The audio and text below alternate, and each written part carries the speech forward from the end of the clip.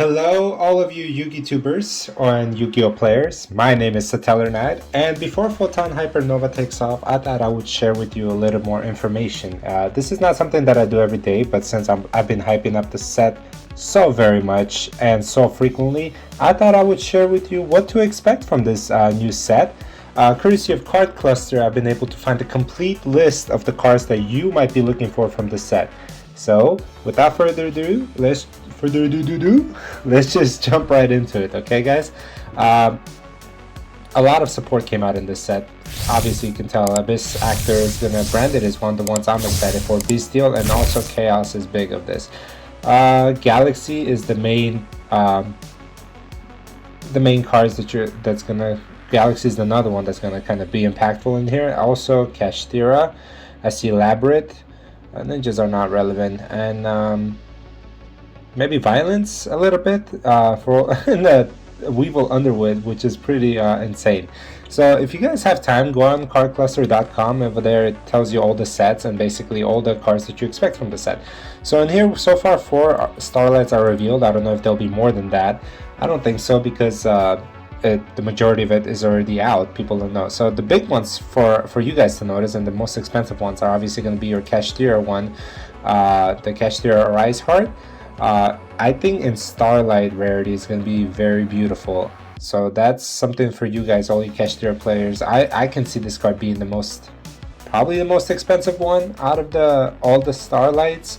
And then you'll go your Mirror Jade route, and then the Dusk Dragon. So Mirror Jade and Starlight will be beautiful. Something for me to look forward to personally. Interesting. I wonder. Yeah, I think it's going to be in here too. Sorry, I got distracted there. Also, the Grand Gugnol, the Dusk Dragon. I don't know if they're going to keep that name. Grand Gugnol, the Dusk Dragon. And I'll go over what these cards do and how amazing they are for each and one of your archetypes, at least the ones that are highlighted. And then the final one, which is a surprise to me, is going to be the Tri-Brigade Armed Bucephalus the second. Good for you, Tri-Brigade players. I did not think that they were going to put a Starlight rarity on this card in specific. The artwork, though, it just looks so crisp, so amazing. Definitely one of my favorites. And then you got your 10 Secret Rares. This card is very underrated, guys. It's called Gravekeeper's Engraving. Essentially, what it does is it shuts down your opponent's graveyard. Actually, it's both players. Okay, so not every deck can utilize this, but the decks like Exo Sisters, I think, will capitalize on using this card. It is a side deck for sure, not a main deck. The artwork is pretty interesting. The Gravekeepers are an archetype that I'm kind of starting to take interest in, just because it's so anti-meta.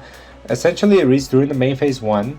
Very important, main phase 1. Apply one of these effects, and both players one of these effects, so not all of them.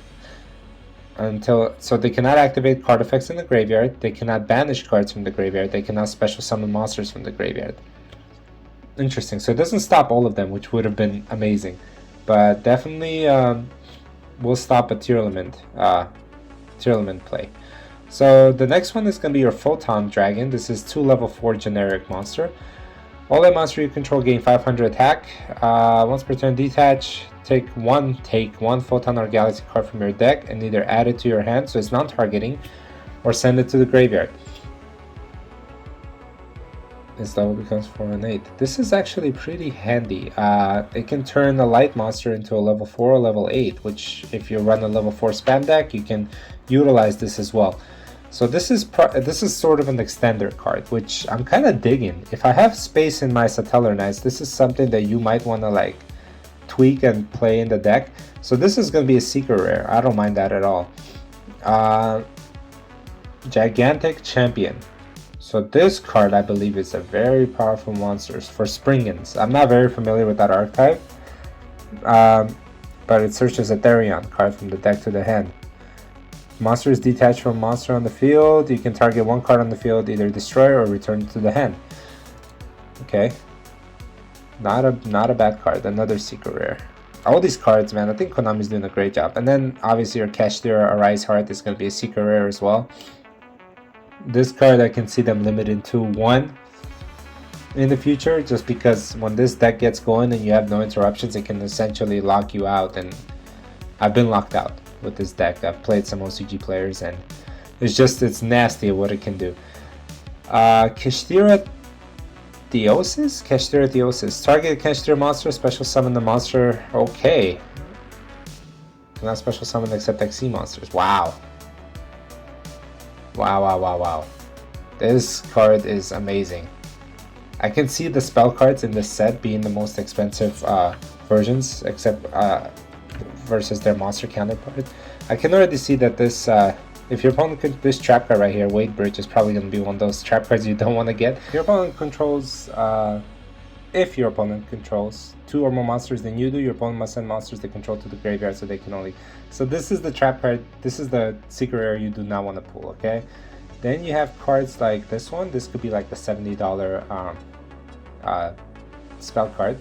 Obviously for Kashtira's again. Artwork is just beautiful, man. I don't know, whoever's at Konami, bravo, man. You guys are doing great with the artwork on these cards. Okay, I'm not gonna go in depth with every single card, because then that'll be a 50-minute video. You got your triple tactic tasking. This is an amazing spell card. I don't know if it's kind of overrated at the moment or underrated. I think it's a little bit overrated. If your opponent has activated monster effects, set 1 normal spam trap card from your deck. It could be pretty good if you're, because we do know it gives you access to trap cards, which are pretty strong, except they're slow. You know, that's why people don't play them as much. But if you are somehow able to bring out like dimension, what's that, dimensional prison or something like that, if you can bring that out during your opponent's turn, it's pretty good. So if you're a trap heavy deck, that will help you out.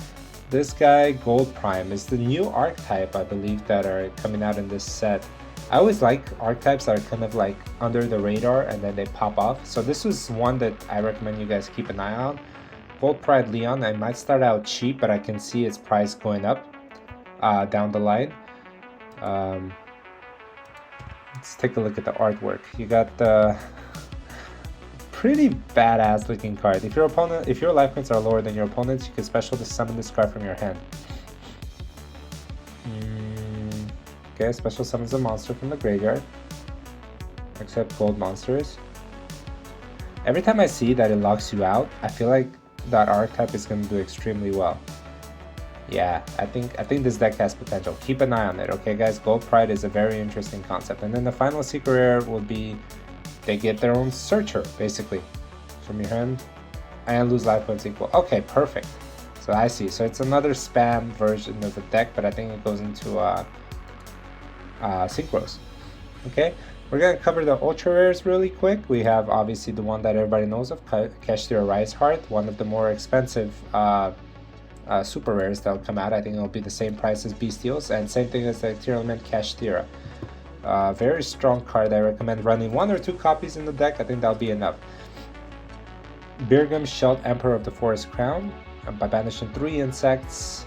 Okay, this will not be used. Just throw it away unless you're a Weevil Underwood player, which is good for you. Dusk Dragon and the Striking Dragon will be the other 2 expensive. Oh, did I say super rare? I meant ultra rares. This will be the other expensive ultra rare. So this one's probably not gonna cost as much, but the other 2, it's funny. The Photon cards, which is the front cards of the deck, are gonna be the ones that are not gonna be used as much. Kind of ironic, but that's what you always expect. Same thing with Darkwind Blast. Nobody really cares about the cover card. Water monsters are getting the support. Ice Jades, okay, that's pretty cool. What else do we have here? Some Chaos cards. Chaos Archfiend. In case it doesn't attack during the turn, the card is banished. Not bad. Can attack all your opponent monsters at once.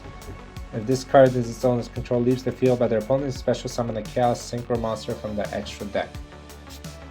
Yeah, so Chaos Archfiend is another one that's pretty interesting. The Chaos cards are getting a huge support as well, so that's something to keep an eye on. Plus the artwork is just amazing. I myself probably will be interested in this archetype just because of the artwork itself. And probably build the deck on Edo Pro and then show it to you guys and what it looks like. Let me know what it looks like. Let me know in the comments down below if you guys are interested in me displaying any of your favorite archetypes on Edo Pro. I would love to do that. And ultra rare is beautiful. And then we have, you know, the cover card, which will be the number 62 Neo Galaxy Eyes Prime Photon Dragon. There's only two archetypes that I like. I like the Blue Eyes White Dragon, and then I like the Galaxy Eyes Prime Photon Dragon. I feel like it's Blue Eyes White Dragon in space, essentially, except more powerful. I know. Leviathan Generator, Boss of Shadows. 2+ level 9 monsters. That's gonna be tricky. You can tribute this XC monster, special summon a Generator XC monster from your extra deck, then you can attach card, special summoned by a monster. Wow. Just a lot of words. A lot of crazy words. Again, here we go. We have an ultra rare trap card. This one's called Trivic Karma. Vista Frost support, obviously. Target a Vista Frost monster in your monster zone and one effect monster your opponent controls, negate that monster effects. And if you do, target monster gains attack to half its original attack or defense. And then banish this card from the graveyard. Again, too slow to even to add to a deck. I think the Konami needs to do something about trap cards to make them more accessible and more usable. Hence the Labyrinth cards, which actually utilize them the best at this point. Special summon Big Welcome Labyrinth will special summon a Labyrinth monster from your hand, deck, or graveyard. Then return one monster you control to the hand. You can banish this card from the graveyard, then target one field monster you control or one field level 8 or higher field monster you target. You can target one card your opponent controls instead. So it's compulse as well. Okay. I think Labyrinth players are excited for that card. This is the card that I'm eyeing on for the Satellar Knights. Okay, this one's called Orphabul, the Harmonious Bullfighter Bard. It's a mouthful, but then again, what card nowadays isn't? Must be special summoned from your hand by banishing 2 light and 2 dark monsters from your hand. It's not spelled correctly. From your hand and or graveyard, except this card. If summoned this way, this card gains 1,000 attack for each monster. Yeah, we are talking 4,000 attack boost. Wow, and can attack the number of times. So that this card can push for game if you can somehow bring it out. If this card destroys a monster by battle, you can banish that monster. Wow, this one's a very underrated card. Then we have Gold Pride support. I don't get it. Are these the Gold Prides? Are they like, they're all over the place, huh? They're not. Yeah, because you have cards like Gold Pride Leon, which is a water, a wind warrior, and then you got a fiend water. This archetype's gonna be all over the place, which kind of counters the bestials, I guess, which is what it's meant to do. We'll dive into that in depth later. And then we have our final ultra rare is their Synchro monster, Gold Pride Star Leon. During the main phase, you can target a face-up monster your opponent controls. This card gains attack. Okay, then if your opponent's life points are lowered, destroy that monster. Once per turn, if the previous attack was activated, return it to their extra deck, and basically a tag out. Okay. Then we have a bunch of super rares that I'm not going to go too far in depth. I just want to check them out. Galacaribo is on there as a super rare. Bestial Drake is a common, which hurts. That card should have been a super rare as well. Sword Soul, okay, nice. You guys are getting more support. That's exciting. Chaos Witch for the Chaos support. Super rare will be a good start for them. And then we have the Dogmatica Albazoa. This guy's a beast. Artwork is just insane. I don't know much about this card, but I look forward to pulling it when the set comes out. I wonder if the new what do you call them?